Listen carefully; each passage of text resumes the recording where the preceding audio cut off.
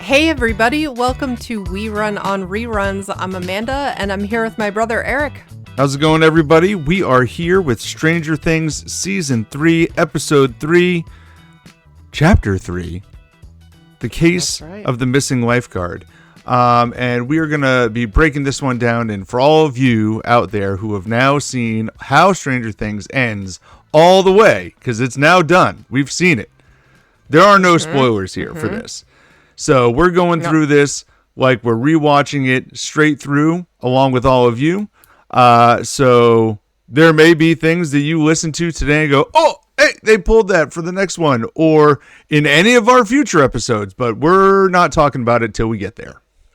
No, and what's pretty cool, we were just talking about before we started recording, are those things that we're now picking up on from these episodes that they call back to in future episodes. And it's pretty nice to make that connection now, which I wouldn't have remembered necessarily, you know, all of these details without rewatching. It's like, oh yeah, that's what they meant by that. Or it's funny, you know, like I said, no spoilers here, but there were a number of things as we went through season 2 that I felt like, oh, I'm really glad we watched season 2 again most recently, because there were many callbacks to there too. Like, so they're doing a good job of hitting everything that they've talked on.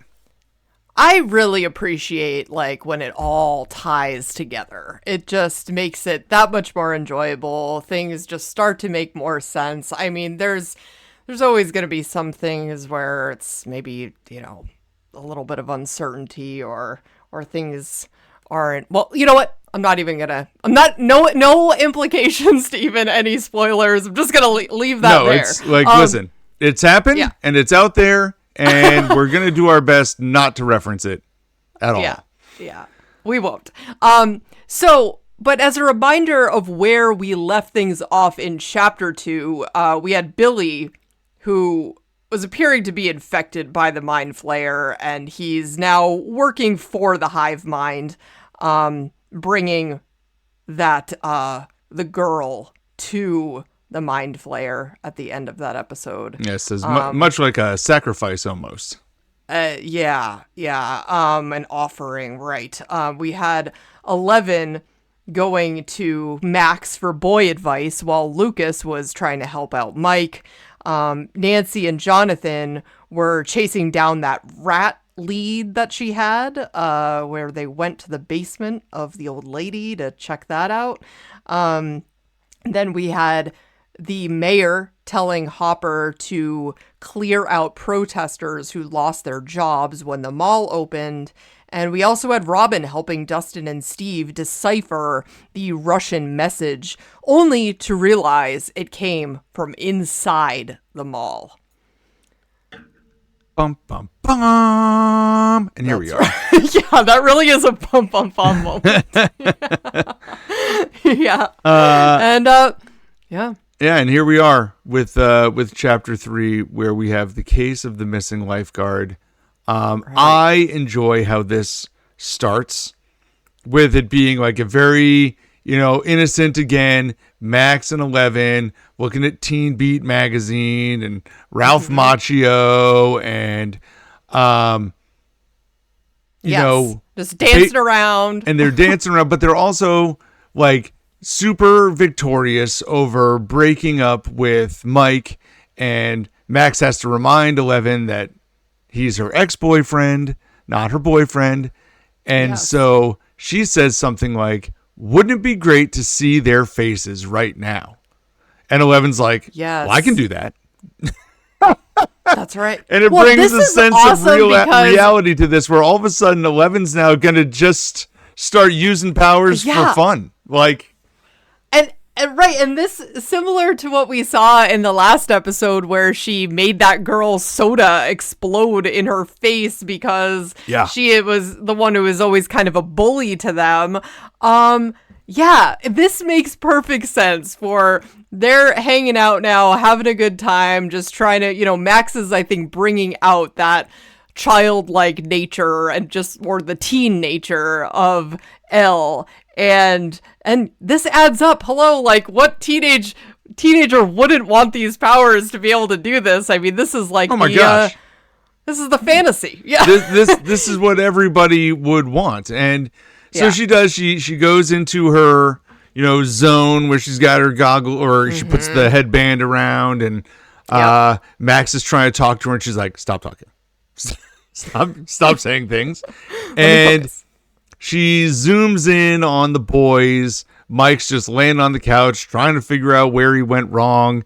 And, ultimately they are referring to the girls as being a totally different species, and they think with emotion and not with logic. And, we're over here trying, Will's trying to get the game going, but at the same time, Lucas and Mike are trying to solve the female species. And 11 is relaying all this to Max. Yeah. And very she's interesting. Saying, and 11's saying to Max, they say we are species. Yes. Because 11 doesn't even really know what she's seeing, really. I mean, she sees it, but she doesn't know what that means. No, and these guys, this is clearly stuff that they've probably heard other guys say. It's of course. Like, just a bunch of girls acting on emotion, not logic. Yeah, gotta love that, boys. What the heck here? But then, of course, they start farting and burping and being gross boys, and Elle is like, all right, I'm out of here. She removes her blindfold, and they're just giggling and having a great time. So this is a great scene here, up until we have Hopper coming home. Just being a raging alcoholic here, where he is barging up the door. This scene was a little bit scary. It's like he is hammered and notices the door is closed, only assuming that Mike is in there, of course, which honestly, like... That's a fair assumption. Usually that is what would have been the case, but come on. It's 100% been the case.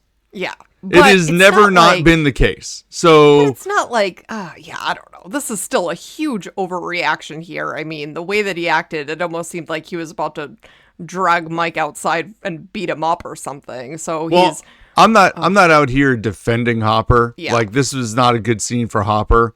But if you are him and you and Mike have now come to this whole agreement, and Mike's not coming by the house today, and then you show up at the house and there they are, door closed, and you assume he's on the inside, you're pretty angry too.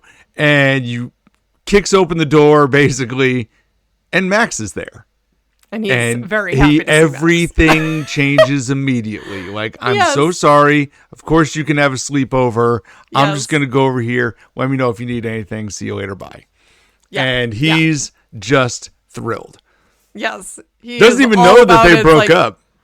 Right. No, he doesn't even have that information yet. But just the idea, it's like, hey, she has now a friend that she's hanging out with that is not Mike. I mean, which honestly, this is a good thing for everyone. It is a good thing, but you don't get to have friends if you don't let her out of the house. Exactly. So true. It's like you've created this issue for yourself. Yes.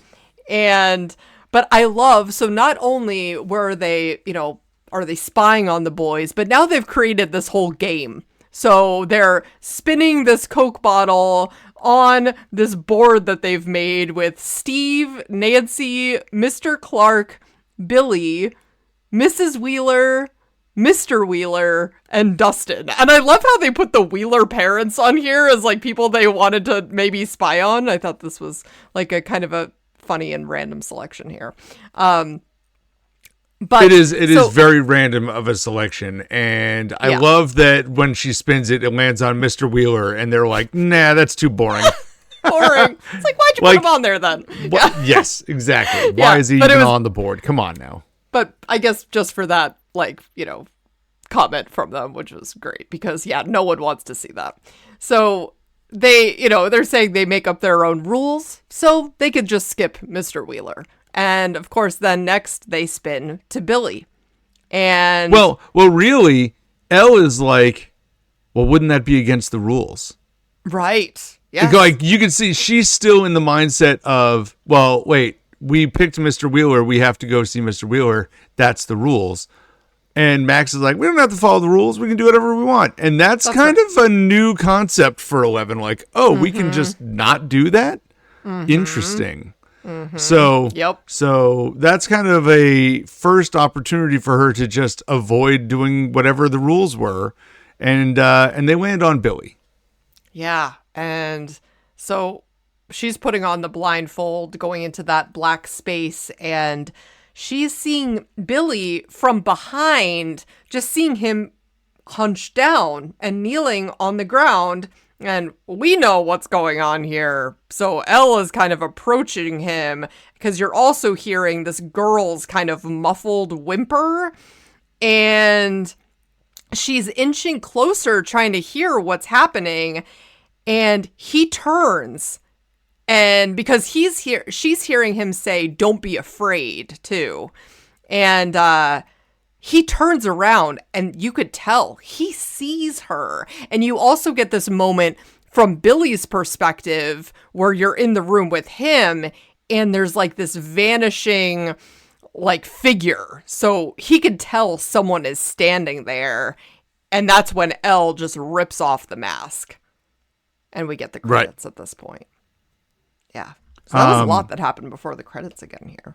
It was, and it certainly speaks to the idea that, okay, Billy can see 11 when she's in that space.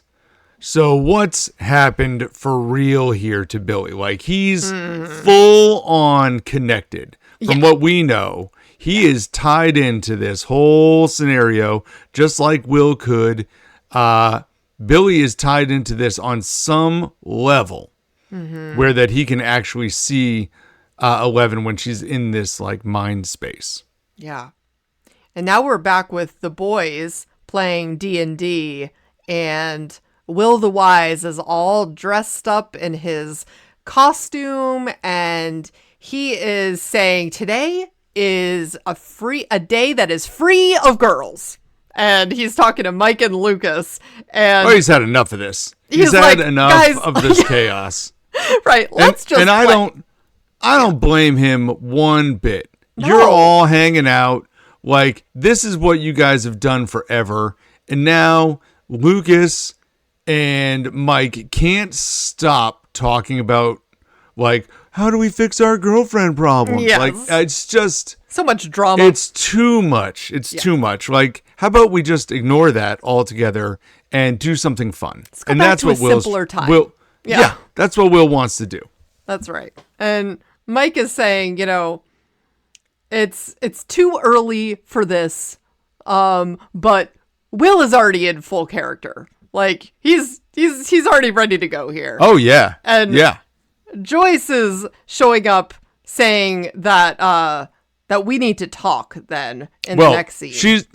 Yes, but she's not showing up with the boys. She's showing up with Hopper. That's right. Yeah. And Hopper is saying, we need to talk. All right. You stood me up, because she's showing up at the cabin. I should rephrase. Yes. This is a very interesting scene here because Joyce is coming in just hot, already ready to talk about the magnets and how none of the magnets are sticking and that somebody is at the bottom of this. And we know who that somebody could be. Mm-hmm. At the same time, Hopper is so angry that she stood him up. Yeah. That he can't even hear her argument. No, neither of them are really hearing each other at all here. No, neither, not even a little, because at one point he says something like, "So you stood me up to go see Mr. Clark?" Right. And she's like, "Yeah.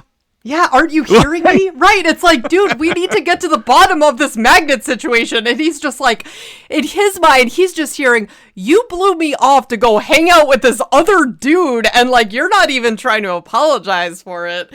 And yeah, it's like, I kind of get that. But if he just took 1 second and was listening to the words that she was saying, she didn't just not show up for no reason. There's something that is happening here, right? So again, Absolutely. Kind of like what we've talked about in our last episodes, where it's like you'd think that this group would have a little bit more like trust in each other, right? Like through what they've been through, you'd think that they would maybe take a beat and listen to what the other person is saying. I mean, I don't know. It's a little frustrating. You would think that that's the case. And you would also like to think that after now going through this 2 full times, that when something weird happens, they all take notice. Yeah. Right. That being said, right. I think to myself, if I had been through this 2 full times, right? And we feel as though we've got it locked in. There's no one at the Department of Energy. We've sealed all the gates. Right. Magnets are the only thing we've got right now because, again, none of them are talking to each other except in their little small groups. So we see the stuff going on with the rats. We see what's happening to Billy. We know Will feels that the Mind Flayer is around. Mm-hmm. And he's told nobody. Mm-hmm. And we see Joyce. And it's like, hey, if you could just communicate with each other a little bit more, you'd know about this now. Well, but you don't. I think other than Joyce, the rest of them, I think, feel and see these things, but do not even want to entertain making the connection of like this being the Mind Flayer and this being the issue. No, right? Like I think there's a level of just denial that it's like Nancy and Jonathan are just worried about this being a story. Yeah. For their newspaper career.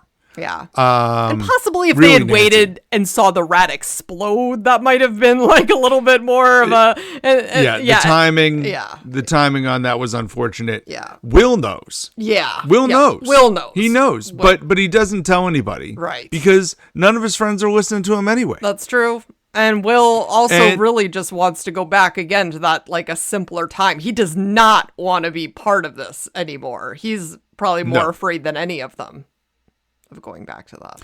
He probably is. Yeah. So, but she, and Hopper is saying here too, like, listen, you just cannot move on. Like, that would just be too much for it, wouldn't it, Joyce? Like, he's then in the other room talking to himself, going on and on about how she can't get over it. And then you're not hearing anything in response. And we know, Joyce, she's gone. She is out the door. She's not hanging around for this. And he goes out to the other room and she's gone. Although she is not gone completely. She's just out in his shed saying that she needs to borrow. I think it was his flashlight that she grabbed. And she definitely grabbed some like bolt cutters. Yes, and the bolt cutters. And something else. And it's like, I'm off. I'll see you later. Yeah. And he's like, oh my God. Yeah. Like, so he goes with her. Yeah. Yeah. So, and luckily he did follow her. It's not like he was so stubborn that he like stayed behind and refused to go or anything. So, right. Right. Then we're with Elle and Max again, and they're walking to Max's house. And Elle meanwhile, we also get this flash of Elle had left this note on the refrigerator saying that she's sleeping over Max's tonight. So and now this is a very convenient thing that it's like, hey, now I'm at Max's. That's cool with you because he's on board with her being friends with Max. So it's all working out. Then they're going inside to Max's house, and they're finding the bathtub is filled with water, and there's these like empty plastic bags that had been like they were ice bags, but they were now empty, just floating in there. And they're kind of looking around, realizing, seeing blood spattered on the bottom of the bathroom cabinets. And they're opening the cabinet and finding this like little Lifeguard fanny pack bag and the whistle. They're both in the trash. This does not look good. No, and the whistle is covered in blood. Yes. Like, it is not a good situation. No. For whatever has happened here. No. But then we flash back to Jonathan and Nancy decides, hey, we got to bring this story. She's got all the information she needs, so she goes and she gives the pitch to all the guys at the table in the newsroom, and essentially, they're just not having it.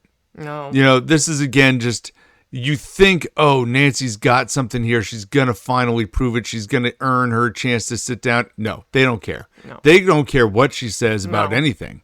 And so the guy who runs the newspaper basically says, hey, instead of making an article, you could make this a whole book. This could be the next Nancy Drew mystery. And it's like, okay. Yeah, I think he's saying... So then we go to the mall. Right. Oh, no. Well, he's just saying next time a call comes in, let us know so the real, the real writers can get on the case and decide if it's a legitimate story or not. Like, that's not... Stay in your lane, in other words. Wow. Yes. Now, to be fair, what's unfortunate for Nancy here is apparently a lot of these guys have had interactions with... what is her name again? Mrs. Oh, shoot. Driscoll. Mrs. Driscoll. Oh, right. Okay. And and a lot of these things that they've talked to with Mrs. Driscoll seem to be a little far-fetched and out there, and doesn't exactly seem to be a very reliable source, much in the same way that nobody seemed to believe Joyce Byers early on either. Yes. So make yourself a credible person, people. Yes. And people will believe you more. Yes. That being said, we then move on to the mall where Dustin and Steve are spying as Robin is listening to Russian in her headset over and over again.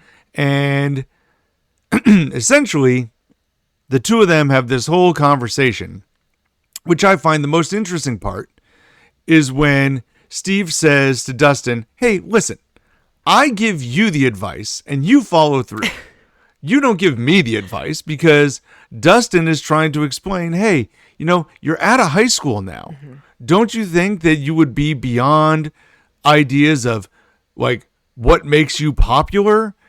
That you would just go about life as a human being and not have to worry about what club or thing that people were in, because he's looking at some girl through the binoculars who's talking to somebody who was on the bench on the basketball team. And how could she possibly do that?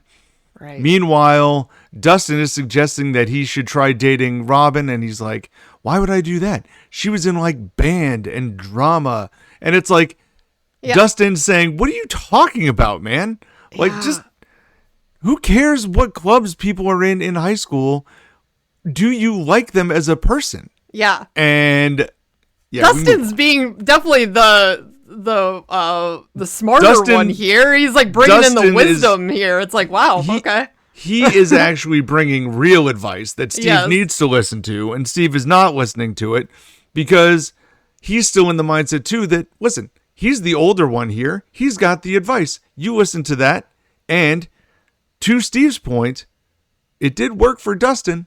It did work. When he did listen to his advice, it did work. Yep, that's true. But then we bounce back to the gang. Mike and Lucas are playing the game with Will, but are so not interested. No. This is the only time, I think, that we see them play a game of D&D not into it. They're just not into it at all. They could care less about this game. Yeah, and the phone rings, and Will, in full character, is saying, do not answer that. That is just a distraction.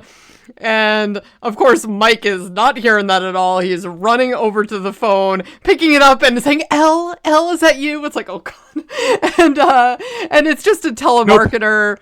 And Will is very upset by this because they're just not engaged in the game at all anymore. And, the guys are saying, no, we can keep playing. We can keep playing. They're trying to, like, calm them down. And because he says, well, let's get back to the game. And they then suggest this path of events where essentially they sacrifice themselves to save the villagers, and therefore everybody is saved, and we are remembered as heroes that live on in the minds of the villagers that we've saved. Game over. Yeah. And Will is so mad. That's like, that is not the way that you do it. That is, you're faking it. You're both fakers. So they're saying, oh, no, we can keep playing and try to, turn it around. But it's too late at this point. And Will is just all set. He runs out the door and goes to get on his bike. And it is pouring rain outside. It is like really coming down. And he's about to just ride home. And Mike runs out to try to stop him. And Will is just really upset because he's like, listen, like, I'm just trying to hang out and have a good time playing games like we used to. And all you do is talk about girls and Elle, and Lucas is talking about Max, and that's it. And, all he cares about is swapping spit, I think is the way that he put it. Yes, and he did say that. Yeah. And Mike is saying, it's not his fault that Will just doesn't like girls. And this makes Will pause for a second. And then there's kind of this awkward silence between them. And he's saying, did you just think we were just going to be sitting in my basement playing games for the rest of our lives? And Will's like, actually, yeah, I did. And yeah. And in this whole argument, Will also throws out at Mike too, which is part of what got him there. Like, hey, where's Dustin? Yeah, you don't know, and you don't even care. No. You don't care where he is. You don't know where he is. It doesn't matter to you because you're so focused on 11, which means, hey, you guys are being bad friends. Yes. All you're thinking about. That's what drives this whole thing. Yes. It's like all you're thinking about is yourself. You haven't even noticed where your friends are, what they're doing. If it's not Elle, then it's like, it doesn't matter, and that is, to his point. I mean, that is kind of what happens at this age. It's like, people can become just obsessed with whoever they're, interested in, and they start to, I think, change their interests and from, things that were used to be more maybe childlike, and they're becoming teenagers. So yeah, there's no doubt that there is a lot of realism in this scene where some people from the friend group are moving on to dating and being interested in girls, and in this case, and there are some people who aren't. Yeah. They're just not ready to make that jump, and they want to play games and hang out and just have fun with their friends. Yeah. And that is a tough hurdle in all friend groups. That's right. For all people to understand. And every single one of us was on one side of this argument. Yeah. Maybe you were Mike and moved on before your friends did. Yeah. Maybe you were Will and didn't move on for a while. Like, everybody should understand this. Anybody who's over the age of 19 gets this, because this happened to you at some point in time in your life. And looking back, it's like, yeah, kind of wish that we had all hung on to more of that time of just being innocent kids, right? Like, looking back, you don't know till you know. You don't know until you know. It's like, that's so I'm all about Will's approach here. It's like, hey, could we just like slow your roll here and just hang out playing games and just enjoying the simpler times. The problem is when you're younger, when you're a teenager, all you want to do is be an adult. That's right. And make adult decisions. Yeah. And as soon as you're an adult, you're like, man, I wish I could go back to being a kid again.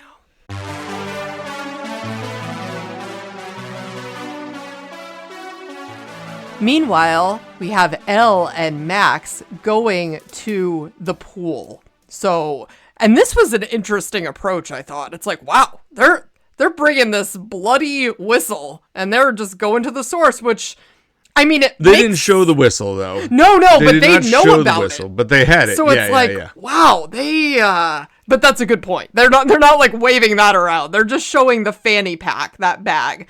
And they're bringing that back to the lifeguard desk here and asking the kids there if they know who it belongs to. And which I also thought this was interesting, Eric, because I didn't see her name on it, and they immediately knew it was Heather's. And I'm like, isn't that like a generic lifeguard thing? But okay, so this is how I would calculate this whole scene. Is we find the lifeguard pouch and whistle, right? You haven't seen anybody yet. Elle has seen Billy and knows that there was a female voice. Yep. Then you went to Billy's house and you found this stuff. My guess is this is the pool in town. There's not a whole lot of pools. Right. That this is probably the pool in town. Yes. And when they bring the lifeguard pouch and show the lifeguard pouch, clearly not all of them have the same gear.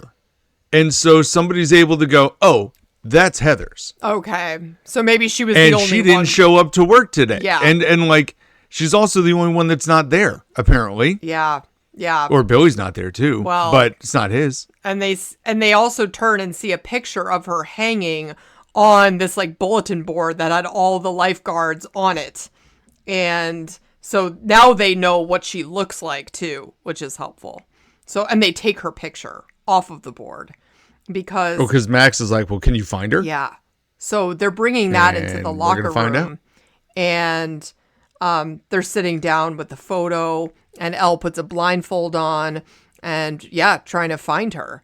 And she's now back in that black space, and her hand is on her mailbox. So she's kind of located the scene, and she's also seeing a red door. She's also finding a bathtub that is filled with ice, which is similar to what we saw. And Heather's head is popping up out of the water saying, "Help me." And then she is pulled back down into the water. Elle is then putting her head into the water, trying to reach her. And it just becomes this like, only what you'd see in a nightmare where like there's no bottom to this bathtub. And Heather is just being dragged down into the abyss. And Elle is like trying to reach her, but she's gone. And it's just this, I really enjoy the way that was shot, the way that it looked like her just being dragged out into nothingness. And that's all we know at this moment.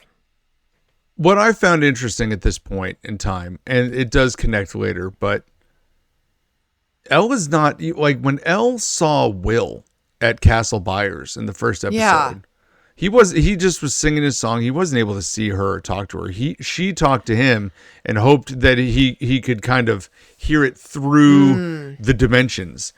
Meanwhile, Heather sits up, looks at Elle and says, "Help me," and then is yanked down. So she also can see 11. Right. Like, is that implying maybe Heather's condition? I would imagine so. And as we go forward, or maybe with it's this. also implying some evolution in 11's abilities. No, I don't think so. Okay. I think it is more to do with where Heather's at. More to do with where Heather is connected to. And well, now we're back with Joyce and Hop at the Department of Energy, and this is where we do see those bolt cutters come out. And they're busting in because Joyce needs to see the wall again. Like, they want to confirm things are closed up, nothing is reopened. Are we good here? Which I get that. I totally get that. And Joyce, as they walk in, I mean, this was just heartbreaking. She immediately, obviously this is the first time she's been in here since Bob was killed. And so she's immediately having this vision of him being eaten by the Demogorgons again. It's just horrible. Hop comes from around the corner and snaps her back out of it. Making sure, hey, are you good? Like, are you cool? Obviously she's not good, but, then they're continuing to look around with flashlights, but the camera pans up and you see this camera that is flashing with a red light in the corner. So they're clearly being watched. Like this. Somebody has access to the inside of this building and is watching. And I really appreciate this camera trick here where they zoom in on, because they don't want the viewer to miss that the camera's there. So they zoom in on this camera with the red flashing light, and then they take that and they go right into Dustin's binocular lens. So then you're zooming out and you're with Dustin in the mall, like as he's using these binoculars to look around. It was just really cool the way that they did that. Appreciated that. I agree. And we're now with Dustin and Steve where they're spying this blonde guy with a duffel bag, and they're thinking, this guy, he could be Russian here, which this is looking like someone that might be suspicious. Because he's walking with this massive duffel bag too, with glasses. Yes. He's looking kind of shady too. He keeps looking over his shoulder. It's like, what's... And he's wearing like all dark colors. It's like classic 1980s action movie bad guy. Yeah. Well, lo and behold, he is just concealing a gigantic boombox in this bag, which is hilarious to me. I'm like, since when does anyone zip up their boombox in a duffel bag? But here we are. I guess he wanted to keep it safe. Although it was raining outside, so I guess we could give him that. Yeah. And he's this aerobics instructor in a mall. And Eric, do you remember? Was this a thing? Where they just had aerobics classes? I don't recall seeing jazzercise classes in a mall. Please drop the comment below if you guys remember seeing aerobics classes in your mall growing up. Yeah. That being said, I do think there was like a room in the mall by us, the closest one, that was like an event space. Okay. That could be used for a number of different things. Okay. Could they have held the jazzercise in there? Maybe.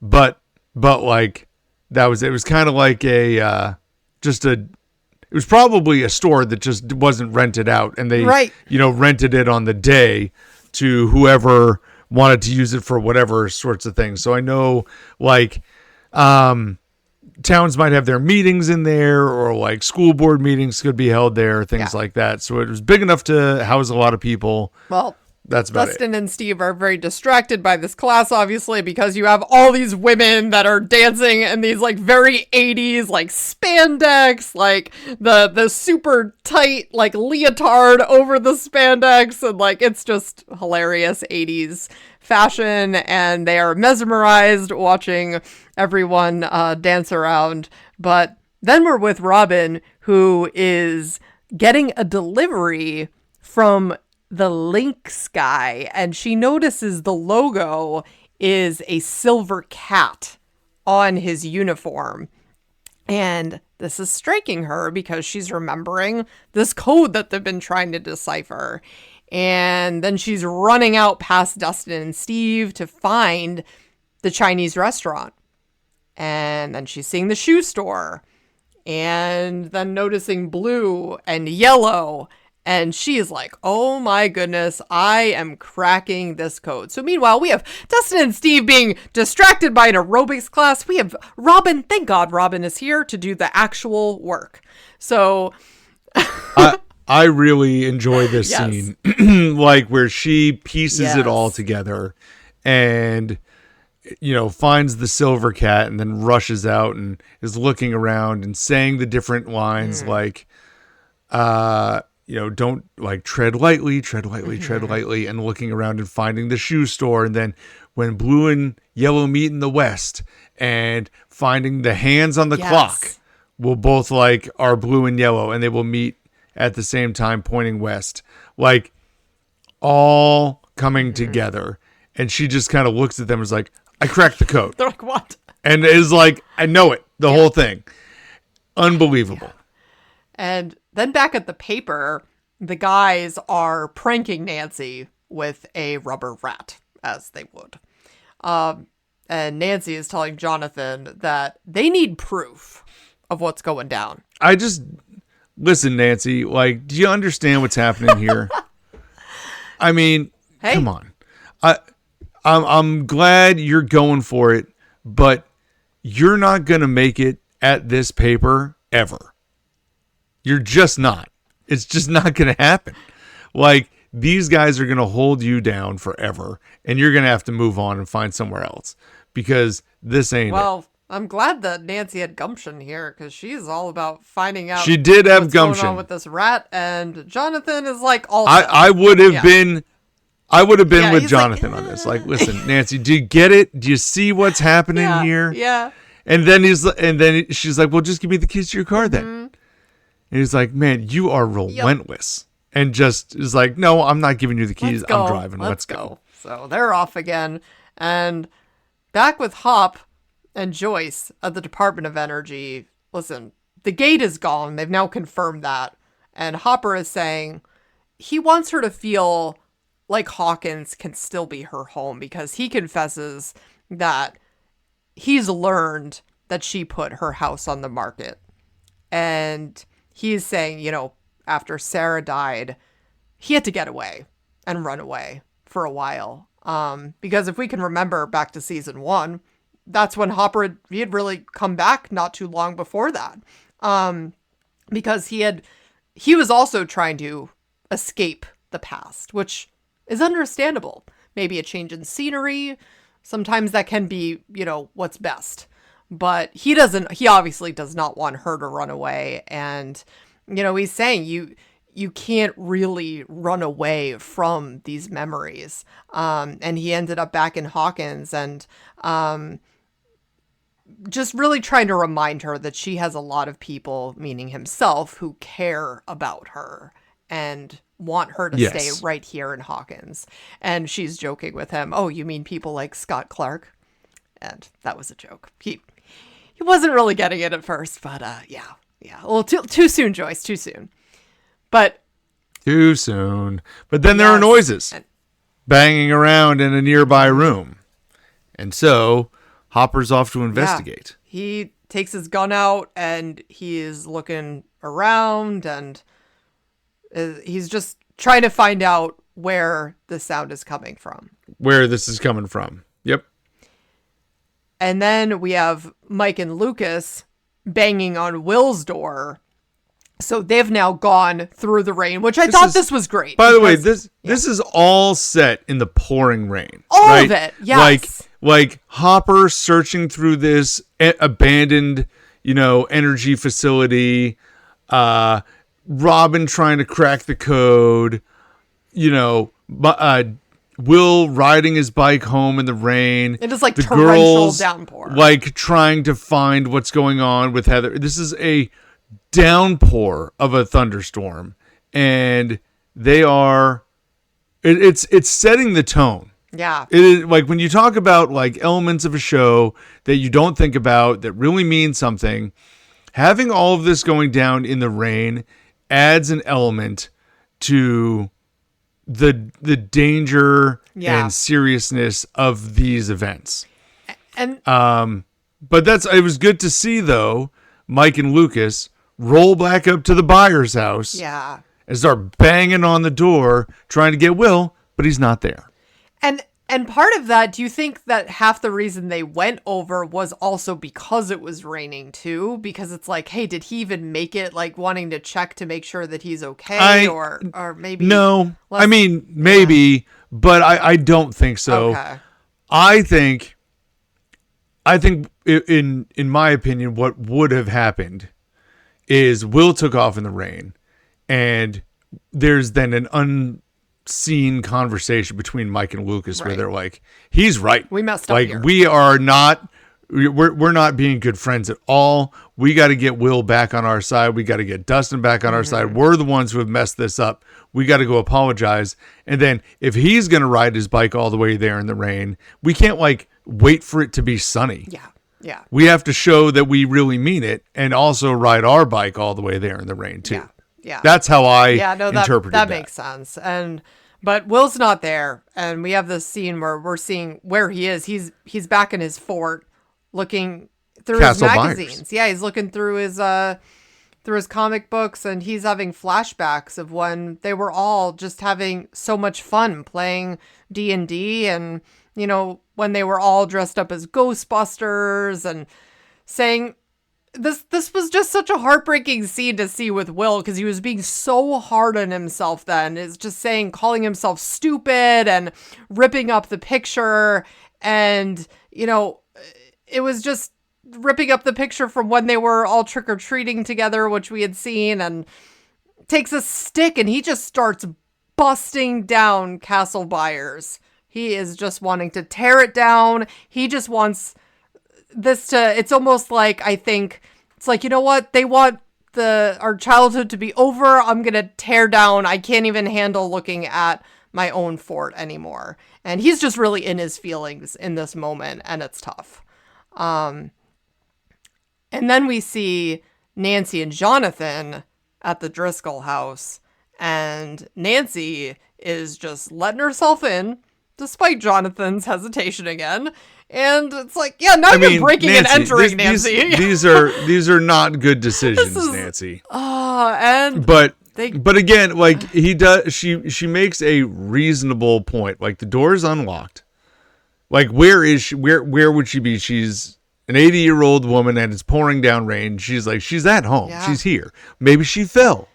Well. Like plausible deniability? I don't know about that, but they're going in. I mean, they did at least develop like sort of a friendship, a kinship with this woman the last time they were there. It's more enough. Like I think they were giving her the time of day because it sounds like from the way that those other guys described her that maybe a lot of people write her off.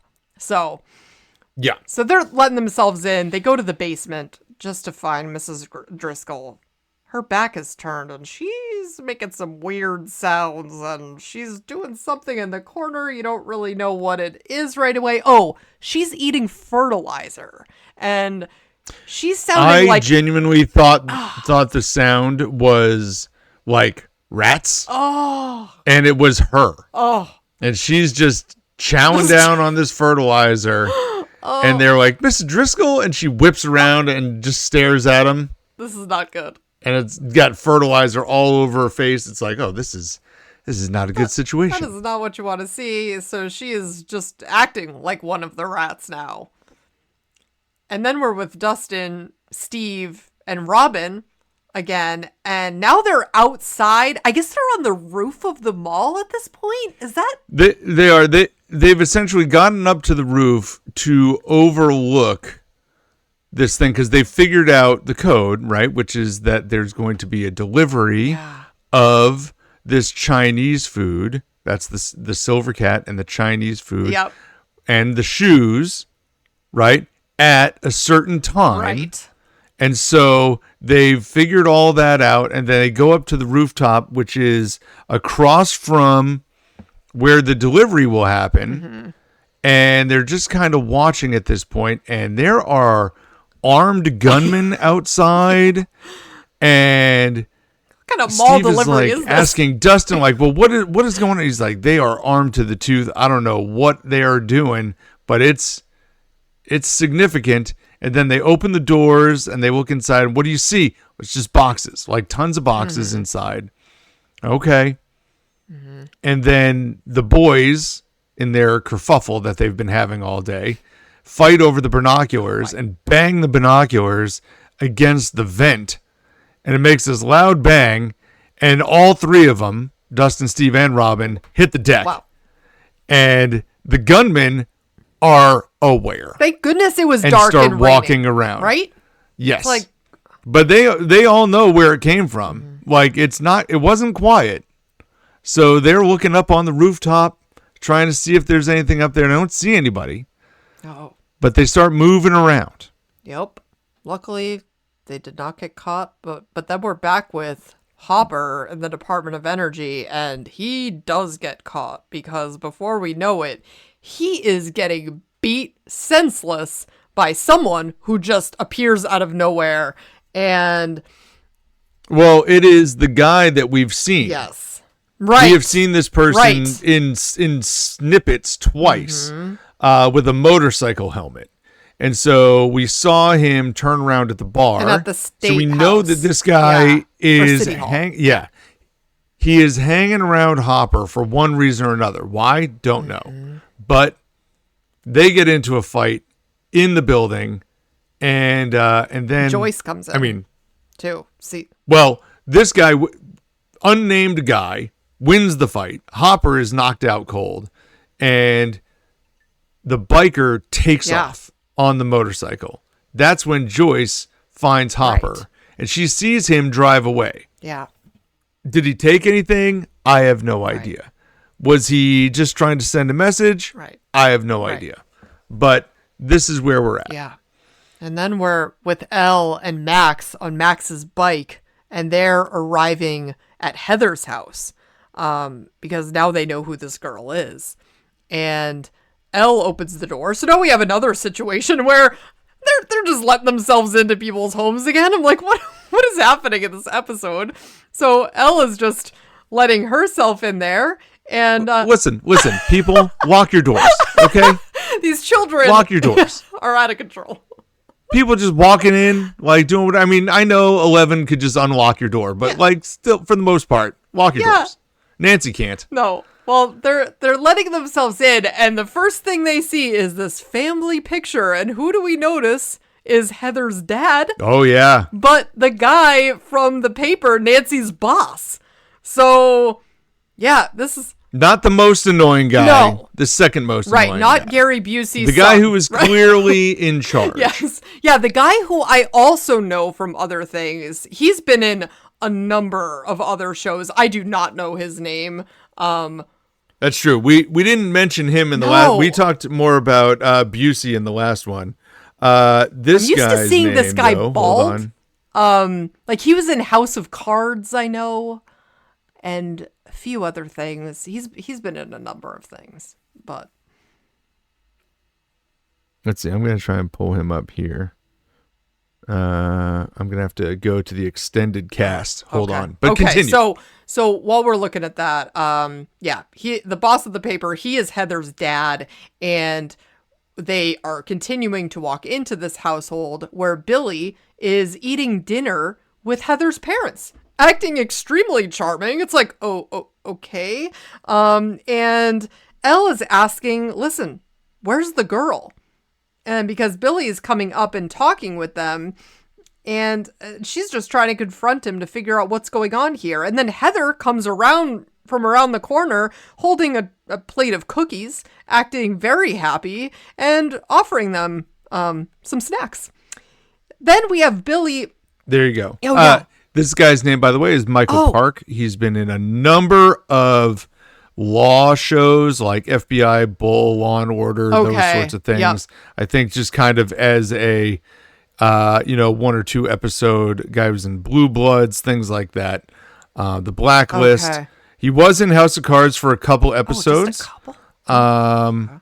Yeah, but I think he's kind of played like, bit character on the side. But I have seen him in a number of things. He's not usually terribly likable in his roles, is like and he carries that through here as well, although do feel bad for him in this scene. Because it's like, all right, he's a jerk, but okay, this is a little intense here. But we have although I guess we don't quite get there here, but we will shortly. Where Billy he's coming around the corner saying, listen, guys, it's great that you stopped by, but why don't you see yourselves out? Things are fine here. Like trying to really get them to go. But he also definitely seems to recognize this Elle. Moment. Even though they've never actually met each other, he seems to recognize her. Feeling he gets because now he's part of the hive mind, because they're showing Billy's face as he's watching them get on their bikes to leave, and they're zooming in on one of his eyes, and you see he's having this vision of Elle closing the gate from the end of season 2, and he does not look so happy about it, and he is making that connection that it's like, oh, she's the one that hurt us, because that's it. She is one. Like, she's the one that did all this. That's the connection that's going on with Billy, and then as soon as it all kind of like snaps into Billy, boom, camera flip, and we change scenes, and the guys, Lucas and Mike, are finding Will at Castle Byers. And he, of course, is getting those goosebumps on the back of his neck. And he just turns to his friends and goes, he's back. He's back. Yeah. And then we're back at the table. Thank God. It's like, I was just so happy that Will is saying this out loud in this moment. It's like, yes, now is the time to share with the class, Will. Then we're right back to Heather's house, where Heather's mom is spilling her wine on the table, and you think, oh, maybe she just had a little bit too much to drink, which I think is what that's the implication from the dad, yeah, for sure. Yeah. But she's saying she's feeling a little lightheaded, and she gets up and just completely falls on the ground. Yeah. And it's like, is she dead here? No, she's at least passed out. We don't quite know. And we realize Billy and Heather have poisoned her parents. Yes. And so then Heather, Billy is putting that stuff. Well, I forget what that stuff is called, but he puts the stuff on the cloth so that they can like knock out the dad. Yeah, it's like, is it chloroform? Or yes, that's it. That's yeah, that's what I was kind of reading here. So they're at least knocking them out. Because if I remember correctly, well, we'll get there, but in the next episode. But I feel like they're not dead here. So no, I think Mom is poisoned, and then Heather goes over when the dad is checking on the mom and whacks Dad in the back of the head with a wine bottle, almost knocks him out completely. And then she says something to him along the line. I didn't catch the line. I didn't write it down. Yeah, she bent down to check on her mom before holding the poison cloth to his mouth. I did not write down either what she said. She held the cloth to his mouth and said something like, "It'll all be over soon." Yes, something along those lines. And then he gets knocked out, and that is your end of show. And I think similar to how Billy like attacked her and brought her as an offering to the hive mind. That is what the implication is here, is that, well, we have some new treats for the Mind Flayer. Yeah. And it also connects to what I was suggesting earlier, which is Heather is also now connected to the hive mind. Oh, right. Yes. That right, which is why she could see 11. Yes. Right. Exactly. And also why she seemed so cheerful when the girls showed up and she's like, "Hey guys, want some cookies?" Because she's not like herself anymore. She's now just part of this thing, which is Billy is too. So yeah, they're both victims of the hive mind at this point. And just the only reason they're even walking around is because this thing is letting them and using them to collect things for it. So. Yes.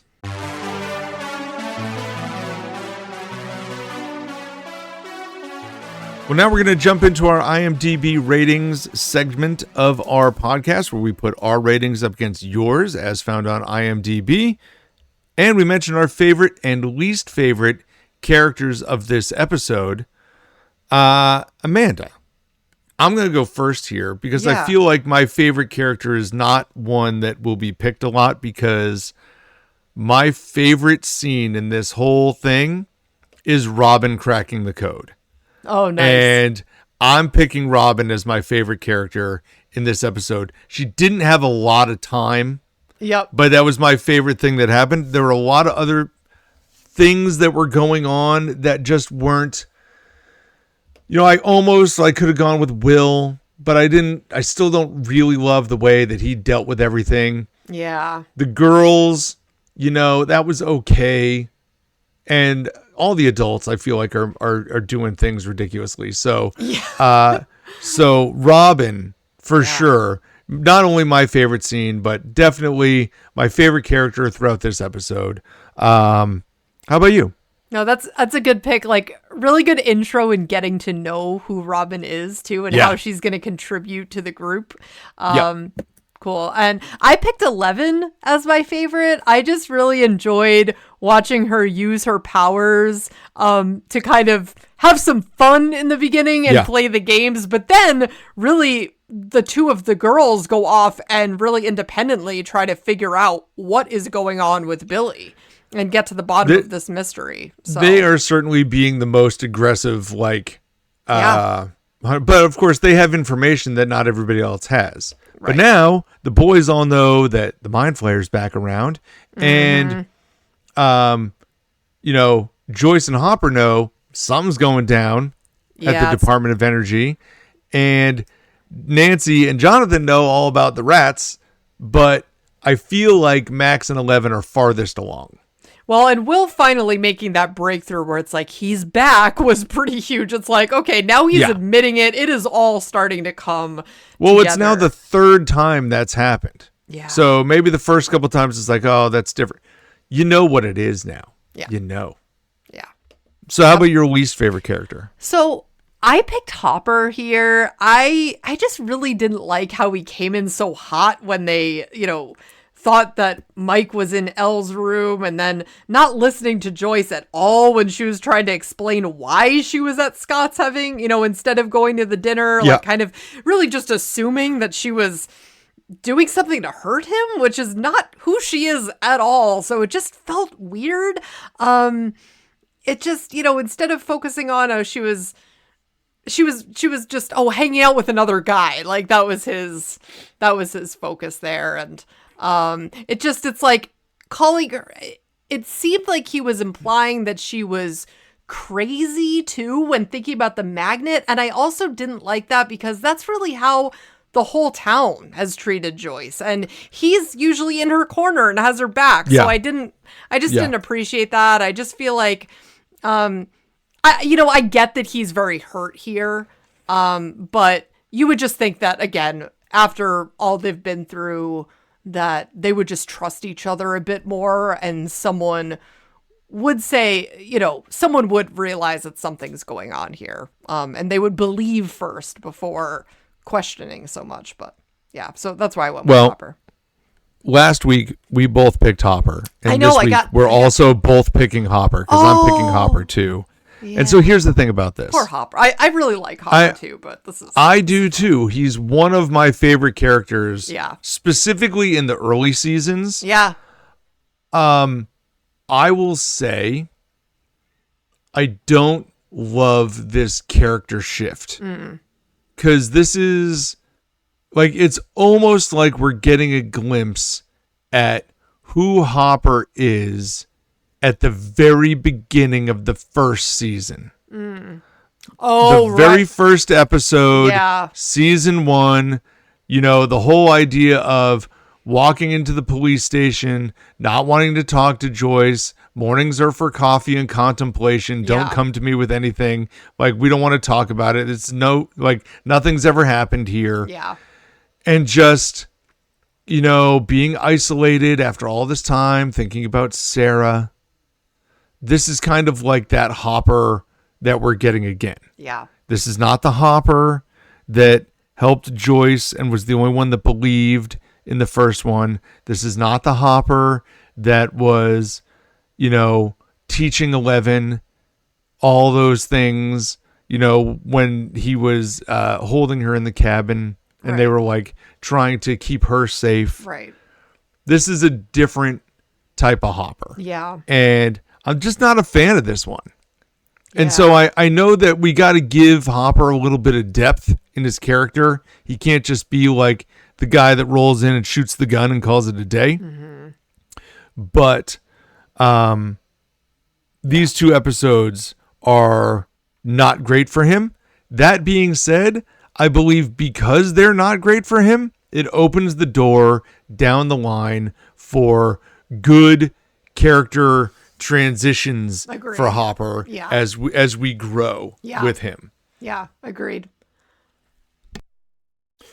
As for ratings, last week I gave Mallrats an 8.8 and the community gave it a 7.9, and I don't care. Man. I love that episode so much. Yeah. But because I love that one so much, I know that I'm not, this is not going to be all rise, right? This is going to be waves of up and down for me. Speak your truth. So I will. And so this episode was notably worse for me than episode 2. Okay. I do think it progresses the story well. Don't get me wrong. Yep. But I just have this nostalgic blast for everything in episode 2 that makes me enjoy watching that one way more than watching this one. So it's a good episode. It's better than the first one. I'm giving this an 8.2. Okay. So I gave this one, I just had to look back really quick to see. I gave last week an 8.5.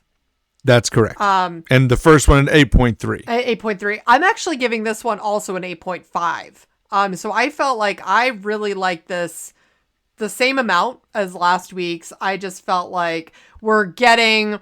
Last week was, like you said, like this nostalgia blast. And here we get still a bit of that. And some of like the fun antics at the beginning of the episode with Elle and Max.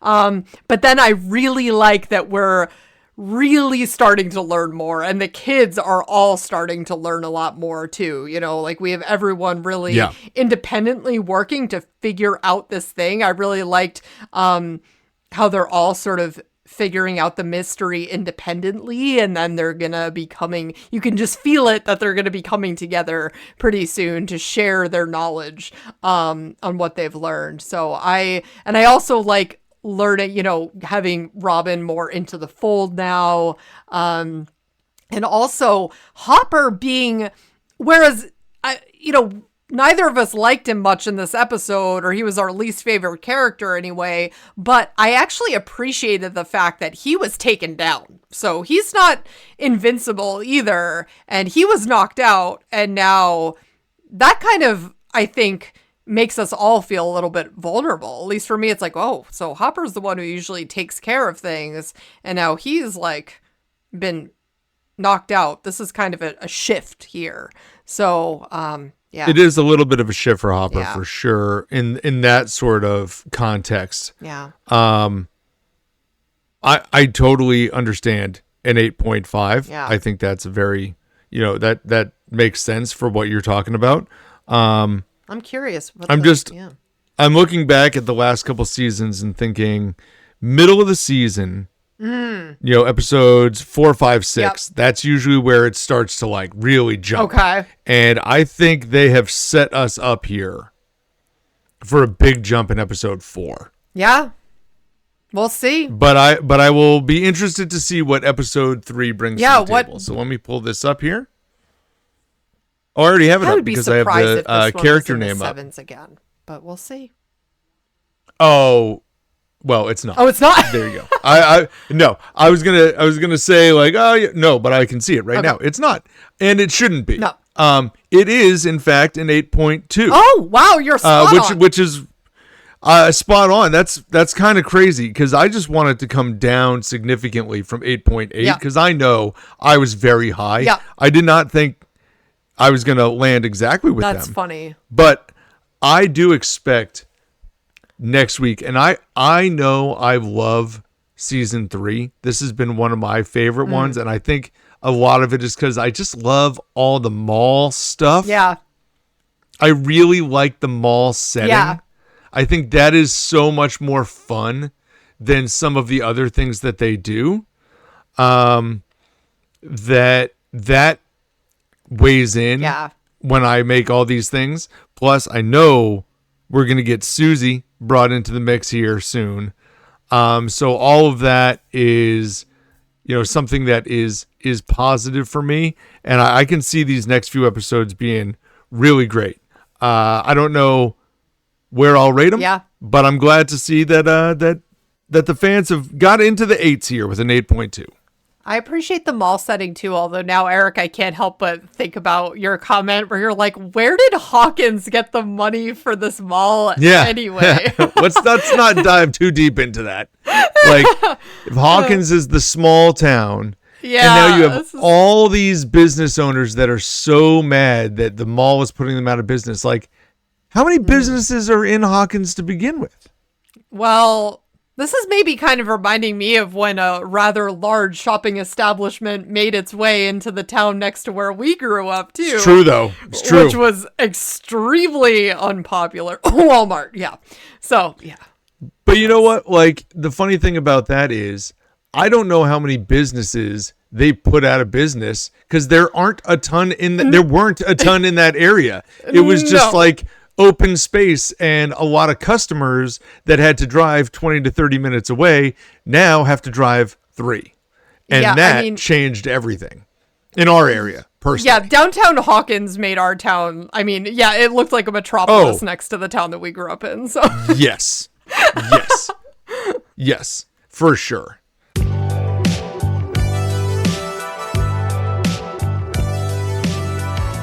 Well, thank you so much for listening to the We Run on Reruns podcast. Please follow us on our socials, our Instagram, TikTok, and you can subscribe to our YouTube channel as well. We really appreciate all the support we are seeing there so far. Please do all the fun things you like to do on social media, the likes, the reposts, the shares. We really appreciate all of that from you. You can check out our website at werunonreruns.com, where we have these podcasts in their entirety. You can also find them on Spotify, Apple Podcasts, and other podcast players. For Amanda, this is Eric. Enjoy watching episode 4 of season 3 of Stranger Things for next week. Happy rerunning, everybody. Talk to you later, guys.